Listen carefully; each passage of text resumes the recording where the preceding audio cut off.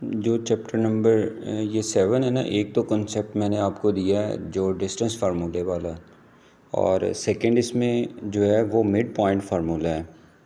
ये एक्चुअली दो फार्मूलाज हैं, इसको आपने मेमोराइज़ करना है। मिड पॉइंट्स फार्मूला,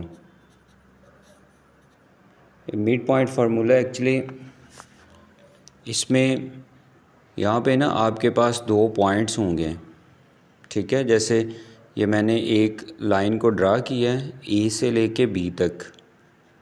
अब ये फ्रॉम ए टू बी जो है ना, ये एक लाइन है, ठीक है, और ये इनके ना एंडिंग पॉइंट है। तो यहाँ पे जो ए है इसके मैं कोऑर्डिनेट्स कह देता हूँ x1 y1। ए जो पॉइंट है उसके कोऑर्डिनेट्स क्या हैं x1 y1, और जो बी पॉइंट है इसके कोऑर्डिनेट्स x2 y2। तो इनका ना मिड पॉइंट निकालना है। तो मिड पॉइंट एक्चुअली इसको कहते हैं सेंटर पॉइंट। लाइक इसको मैं कह देता हूँ सी, ठीक है। ये जो सी है, C is a mid point of A and B. तो अगर आपने मिड पॉइंट फाइंड करना है तो मिड पॉइंट का फार्मूला क्या होता है, आपने सबसे पहले ब्रैकेट लगानी है, ठीक है। ये ब्रैकेट कंपलसरी है।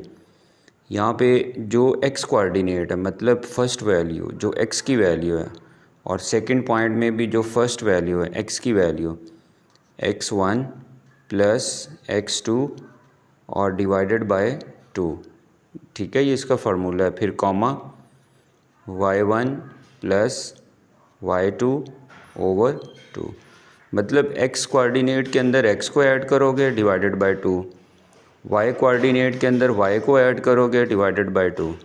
तो इसको कहते हैं distance formula, sorry mid point formula. तो इसकी हेल्प से आप दो पॉइंट दिए होंगे और आपने क्या फाइंड करना है, उनका मिड पॉइंट। तो ये आपने फार्मूला याद रखना है। तो इस फार्मूले को हमने यूज़ किया था और डिफरेंट क्वेश्चंस हमने सॉल्व किए थे। अब डिफरेंट क्वेश्चंस कैसे सॉल्व किए थे, जैसे इसका क्वेश्चन नंबर 1 था 7.2 का, उसमें हमने डिस्टेंस फाइंड किया था दो पॉइंट्स के दरमियान।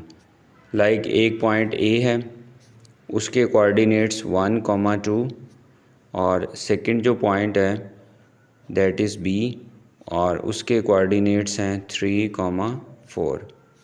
तो ये दो पॉइंट्स थे। अब इन दोनों का हमने मिड पॉइंट निकालना था। तो मिड पॉइंट का फार्मूला क्या है, मिड पॉइंट, इसका एक्चुअली फार्मूला ये होता है कि यहाँ पे जो फर्स्ट नंबर है ना x की वैल्यू, और यहाँ भी फर्स्ट x की वैल्यू, इन दोनों को ऐड करेंगे 1 + 3 ओवर 2, कॉमा जो y की वैल्यू मतलब सेकंड नंबर 2 + 4 और डिवाइडेड बाय 2।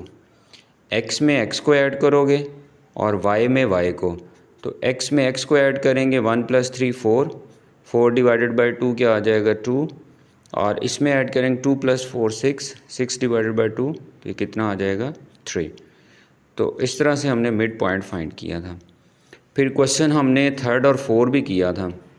तो क्वेश्चन नंबर 3 और क्वेश्चन नंबर 4 में हमने ये देखा था कि अगर एक शेप है, ठीक है, 4 साइडेड शेप है, तो उसके डायगोनल बाइसेक्ट करते हैं या नहीं करते हैं। तो एक्चुअली जैसे मैं यहाँ पे ना एक 4 साइडेड शेप बना लेता हूँ। तो ये मेरे पास एक 4 साइडेड शेप है, तो इसको मैं इस तरह से इसकी 4 डायरेक्शंस ले लेता हूँ। जैसे यहाँ पे ए है, बी, फिर उसके बाद सी और डी। तो आप देखें, जो ऑपोजिट वर्टेक्स को हम ज्वाइन करते हैं ना, इसको डायगोनल कहते हैं। ए सी डायगोनल है।